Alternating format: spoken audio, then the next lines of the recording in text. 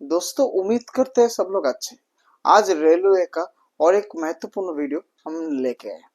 क्या है वीडियो, चले जानते हैं। रेलवे का जो ऑर्गेनाइजेशन स्ट्रक्चर है रेलवे का एट जोनल लेवल पे, चलिए आज उसके बारे में हम लोग जानते हैं कि रेलवे का जो ऑर्गेनाइजेशन स्ट्रक्चर है जोनल लेवल पे वो कैसे है। इसके बाद रेलवे बोर्ड का क्या ऑर्गेनाइजेशन है, उसके बाद डिवीजन में क्या ऑर्गेनाइजेशन स्ट्रक्चर है वो भी हम जानेंगे। क्यों पहले जोनल में जान रहे, क्योंकि मैं बहुत सारा वीडियो में आप लोगों को प्रमोशन के बारे में डीआरएम एडीएम रैंक बार बार मैं बोला है। तो बहुत सारे लोगों ने बोला कैसे पॉसिबल है, तो यूपीएससी वाले को तब का कैसे प्रमोशन मिलेगा, एनटीपीसी वाले को इतना प्रमोशन दे रहे। तो वो चीज को आप लोगों को समझने के लिए आज लेके आए, क्योंकि अगर ये वीडियो आप देख लेंगे तो उसके डाउट आपको क्लियर हो जाएंगे। जब पहले जो देखते हैं जोनल लेवल पे जो ऑर्गेनाइजेशन स्ट्रक्चर है उसके सबसे ऊपर है जनरल मैनेजर।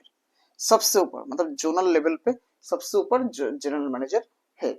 जो हमारा अभी जोन है इंडियन रेलवे में, अभी 19 जोन है, इंक्लूडिंग मेट्रो रेलवे को लेकर अभी 19 जोन है। तो हर एक जोन में जो हेड रहता है वो है जनरल मैनेजर। और जो बहुत सारा बड़ा प्रोडक्शन यूनिट रहता है वहां पे भी जीएम रहता है, जैसे आपका आईसीएफ पेराम्बूर में, उसमें भी जनरल मैनेजर है। तो बड़ा जो प्रोडक्शन यूनिट है और जो जोन में है उसमें जो हेड होता है उसको जनरल मैनेजर कहा जाता है। और अगर जब जोन में रहता है तो जोन में जो जनरल मैनेजर रहता है सिर्फ वही वही सिर्फ एचजी प्लस ऑफिसर होता है। ये एक ऑफिसर का रैंकिंग है। एचजी प्लस मतलब एचजी मतलब होता है higher administrative grade plus officer. जो जीएम है उनका लेवल रहता है लेवल 16। सैलरी में कितना रहता है, लेवल 16 रहता है। क्योंकि अगर आप रेलवे का पे मैट्रिक्स देखेंगे तो मैक्सिमम लेवल 17 तक ही रेलवे में प्रमोशन देने का प्राविधान है। क्योंकि सेंट्रल गवर्नमेंट में लेवल 18 तक ही आपका प्रमोशन है। और जो लेवल 18 है वो सिर्फ जो कैबिनेट मिनिस्टर है वो कैबिनेट मिनिस्टर को सिर्फ मिलती है। इसीलिए रेलवे में लेवल 17 तक प्रमोशन है। जो रेलवे का चेयरमैन है, रेलवे बोर्ड में जो मेंबर लोग हैं वो लोग को लेवल 17 दिया जाता है। उसके नीचे जो लोग हैं जैसे जनरल मैनेजर हो गए तो उनको लेवल 16 दिया जाता है। लेकिन कोई कोई जोन में जो जीएम बहुत सीनियर हो जाता है तो उनको भी कभी कभी लेवल 17 दिया जाता है। वो रेलवे बोर्ड डिसाइड करते हैं। तो ज्यादातर टाइम लेवल 16 रहता है जीएम का और उनको एचएजी प्लस ऑफिसर बोला जाता है। जीएम के नीचे जो रहता है वो है एजीएम। एजीएम का मतलब होता है एडिशनल जनरल मैनेजर। इसका मतलब जीएम जब नहीं रहेगा तब एजीएम एज ए जीएम हिसाब से फंक्शन करेंगे।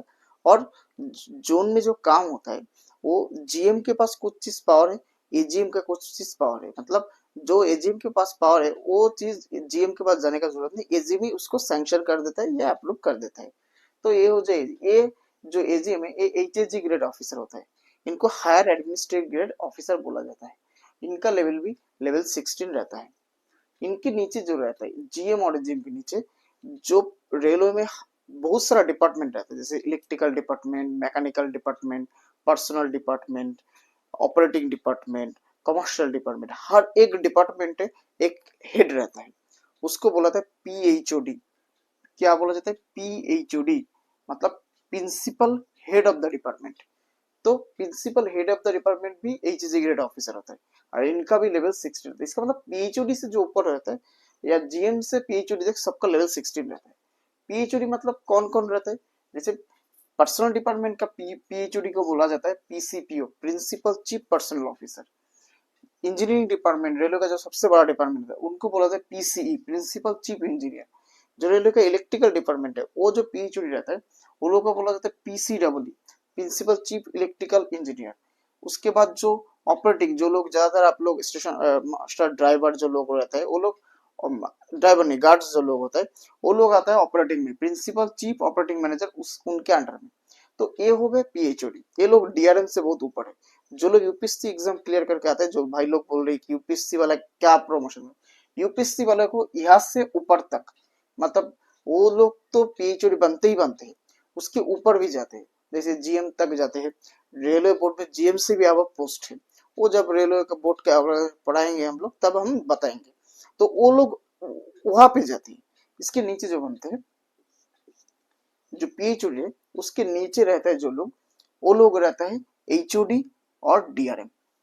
तो डीआरएम जो है डिविजनल रेलवे मैनेजर, वो रेलवे में जो 7-8 डिपार्टमेंट है उसमें जो पीएचडी रहता है उनसे नीचे, क्योंकि उनका लेवल 14 और 15 रहता है। मतलब होता है कि जब उनको एसएसजी ग्रेड ऑफिसर होता है, मतलब सीनियर एडमिनिस्ट्रेटिव ऑफिसर बनती है, तब लेवल रहता है लेवल 14। और उसी पोस्ट पर अगर 3-4 साल काम कर लेते हैं एज ए डीआरएम या एचओडी, तो उनका डेजिग्नेशन तो चेंज नहीं होता, लेकिन उनका रैंक चेंज होता है, सैलरी चेंज होता है, सैलरी बढ़ जाता है। जब वो लेवल 15 में चला जाता है तब उनको नॉन फंक्शनल एडमिनिस्ट्रेटिव ऑफिसर बोला जाता है। मतलब डेजिग्नेशन पोस्ट का चेंज नहीं होगा, सिर्फ सैलरी बढ़ाने के लिए हो जाता है। तो इसीलिए एचओडी और डीआरएम जो है ये इक्विवेलेंट रैंक में है। तो लोग ज्यादातर सोच रहे कि सर इतना तक एनटीपीसी से कैसे प्रमोशन जाते, क्यों जाते? क्योंकि आप लोग क्या सोचते हैं, जो एसएसजी ग्रेड ऑफिसर होते हैं इस जोन में सिर्फ डीआरएम वगैरह, तो मतलब 6 जोन, मतलब 6 डीआरएम, इसमें से लोग प्रमोट ही होता है? ऐसे नहीं है, क्योंकि डीआरएम रैंक का जितना ऑफिसर रहता है, बहुत सारा ऑफिसर रेलवे में रहता है एक जोन में। जैसे आप पकड़ लीजिए पीसीपीओ, तो इनके अंडर में 3-4 एचओडी काम करते हैं, जैसे सीपीओ, आईआर, सीपीओ एडमिन, मतलब चीफ पर्सनल ऑफिसर आईआर जो एचओडी रहता है, इनके तो 3-4 एचओडी रहता है। Chief operating chief personnel officer industrial relation, chief personnel officer admin, chief personnel officer general, 3-4 HOD रहता है। जैसे इंजीनियरिंग में जाएंगे तो इंजीनियरिंग में आपको जो एचओडी रैंक का ऑफिसर मिलेंगे, मतलब इनके अंडर में जो एचओडी काम करते हैं या जो डीआरएम रैंक का होता है, इंजीनियरिंग में आपका, इलेक्ट्रिकल में, उसके बाद मैकेनिकल में, ये सब हर एक डिपार्टमेंट में 10-12 करके रहते हैं। मतलब एचओडी रहता है 10-12, इनके अंडर में 10-12, मिनिमम 10, इनके अंडर में 8 से 10 एचओडी काम करते हैं। ऑपरेटिंग में 4 से 5 ऐसे एचओडी काम करते हैं, उनका भी अलग अलग काम रहता है। तो इसीलिए जो एचओडी रैंक का ऑफिसर होता है और डीआरएम रहता है, सब कुछ मिला के अगर देखेंगे इस रैंक में जो ऑफिसर रहता है, हर एक जोन में मिनिमम 100 से 130 ऑफिसर रहता है इस रैंक पे। कितना ऑफिसर रहता है? 100 से अब मिनिमम रहता है डीआरएम रैंक का। जैसे जो वर्कशॉप रहता है, वहाँ का जो चीफ वर्कशॉप मैनेजर रहता है, वो भी डीआरएम रैंक का होता है। तो इसीलिए मैं बोल रहा हूँ मिनिमम 100 रहता ही रहता है, उससे ज्यादा भी ऑफिसर रहता है तो डीआरएम रैंक में। जैसे आरआरबी का चेयरमैन भी, वो भी डीआरएम रैंक का है। तो आप लोग इसीलिए आप एनटीपीसी से जा सकते हो। ऐसे नहीं है कि जोनल में सिर्फ 4-5 एचओडी या डीआरएम रैंक रहता है, 100 से ऊपर है। हेडक्वार्टर में 60-70 लोग रहता है जो डीआरएम रैंक का होता है। और डीआरएम से पीएचओडी बहुत बड़ा होता है, क्योंकि डीआरएम का पावर नहीं थे ऑफिसर का ट्रांसफर करना, उसमें तो पीएचओडी का काम है, वो सब बाद में हम बताएंगे। तो हो गया आपका एचओडी, इसीलिए आपका इतना तक प्रमोशन आपको इजीली मिल जाता है अगर आप एग्जाम आप कम उम्र में क्लियर कर लेते हैं। इनके नीचे जो लोग रहते हैं, जो डीआरएम के अंडर में जो लोग काम करते हैं, वो रहते हैं जैसे डिवीजन में जो हर एक डिपार्टमेंट रहता है। जैसे हेडक्वार्टर में रहता है डिवीजन इलेक्ट्रिकल ऑपरेटिंग, इसमें जो पीएचओडी रहता है। और डिवीजन में डीआरएम के नीचे उस डिवीजन के लिए जो छोटा छोटा डिपार्टमेंट है, इलेक्ट्रिकल में जो डिवीजन में हेड रहता है, उनको सिलेक्शन ग्रेड ऑफिसर और जूनियर एडमिनिस्ट्रेटिव ऑफिसर बोला जाता है। ये दोनों ही सेम रैंक का ऑफिसर है।